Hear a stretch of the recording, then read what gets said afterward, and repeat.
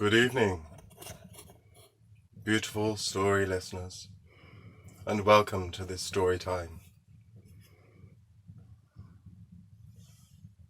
The story tonight is a very old story.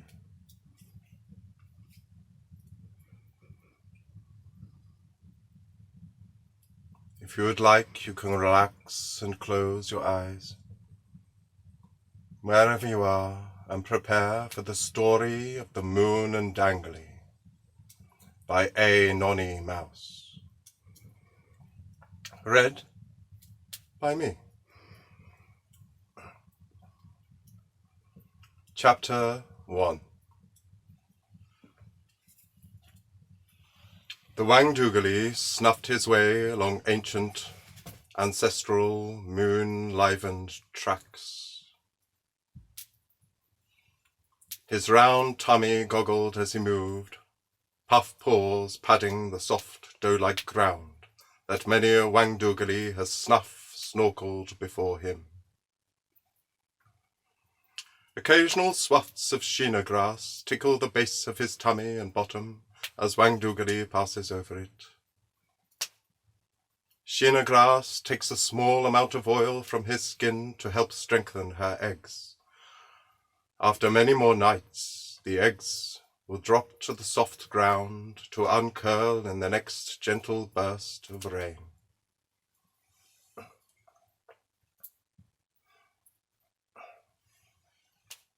Soft smiling silvered moon shims over his rumpled skin back. Tree and forest bush shadows appear to stroke over him also, as he waggles along his way through the forest.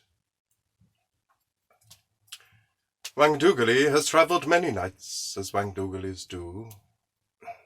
They do not consider why, as they never question the now. They just go where seems right.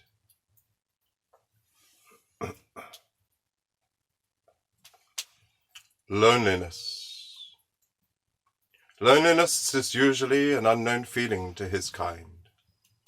When it usually meets a Wangdoogly, it is ignored, gets bored, and goes away to bother another creature, or lurk in the depths of caves for days, until it is absorbed by rock and peacefully transformed into rock ominence, or whooshed up gently by a breeze, which softens loneliness's heaviness, uncurling it before masterfully re-spiraling it into nothing. For softness of air to take its place. Sometimes a cheeky splash of water may catch loneliness up in its lap of laughter, whooshing it into lushness and fresh sparklement. Yet our Wangdoogly knows loneliness well.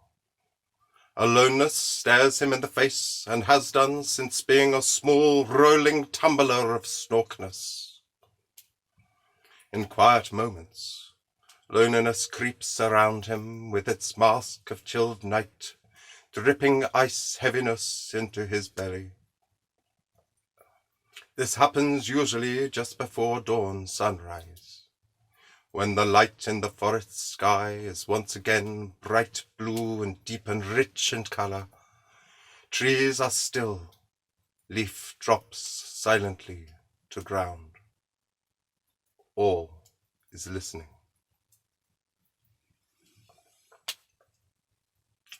The time when all awake forest creatures, from flyers to flitters, swagglers to glitterers, still themselves and listen for the breath of the morning dawn breeze. Then she comes, our breeze, dancing the vines and leaves, with her cool fresh strokes of pureness and promise.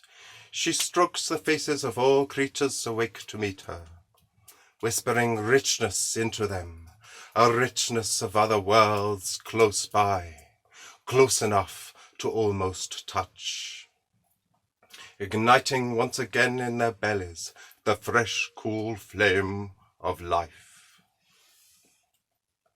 For she is Rhiannon's wind, Rhiannon, queen of all worlds and the passages to them. And as always, when she strokes our Wangdoogly, loneliness's mask is ripped away and replaced by the richness of her promise. Wangdoogly chuckles in little snorks and goggles along his merry way, feeling once again the beauty of the world around him and within. Up ahead, high in the trees, Woolawoo hangs from an anja vine, willowing in the windy Wooja forest.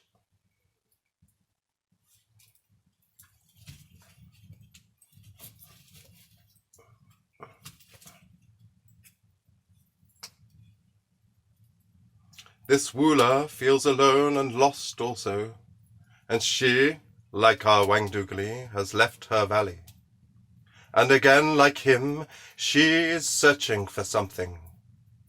The something has whispered to her, not only through her sleep's dreams, but through the dreams of the forest. In the circling of birds and the flight of insects, she has heard this calling for her to leave her village and find something. In the whispers of tree spirits, telling her also that there is somewhere to go. Woolawoo has been trained to spot these signs. Another possible sign for her to leave was the pointing finger of her grandfather, the Woola shaman of the village, of the valley. Shaman being the English term, not the American shaman. Telling her to go. The mischievous twinkle in his eye, also telling her that if she doesn't, there will be trouble. A maiden moon, aiding her beauty to the night, looked softly at Woolawoo, and who now sat high up in a thin flutter-leaf elna tree, gently swaying her in the breeze. The gentle sway would normally cradle her into comfort, but she is lost in sad feelings. Woolawoo now felt only deep aloneness in a vast, stretching forest. She is a long way from her part of the forest and does not know why. She knows that there is a something to find, but now she does not like the something, even though they have not yet met. It was then she heard the swag snork snuffles putting past her below the tree. She looked down at them and caught sight of a goggling patterer of Wangdoogleness. Knowing's light rose up inside her body and up to her face. It was him. He was her something, and her something was pootling away from her up the forest path, snuffing questions of not knowing where he was goingness into the night. "Where you be going?" replied Woolawoo to Wangdoogly's snuff. Wangdooglys are slow, lazy creatures, but they can move fast. When he whirled around to face her and requested, "To where?" "Where?" replied Woolawoo. "Oh," stopped Wangdoogly. Woolawoo jumped in the air. "We shall," she stated, and together they went. Their togetherness was not at first a sumptuous dance into not knowingness. Instead, a respectful and happily quiet journeying together, with a mutual gap of shyness, through which they could eye each other's splendor. For now they were together, splendor they were. They left the ancestral path that Wangdoogly had been following and journeyed into the darker forest, where the moon's smiling light shoomed the tree stems and trunks into silent here-ness, there-ness. giving the trees an impression of watchfulness. Moon's light gush flopped the leaves out of the night, blooming them into silvery life, as Woolawoo and Wangdoogly walked around them. Criss-cross shadows swayed on the ground in silent harmony, like shadow puppets in a play, and ahead they webbed their way into deep forest, into dark unknown.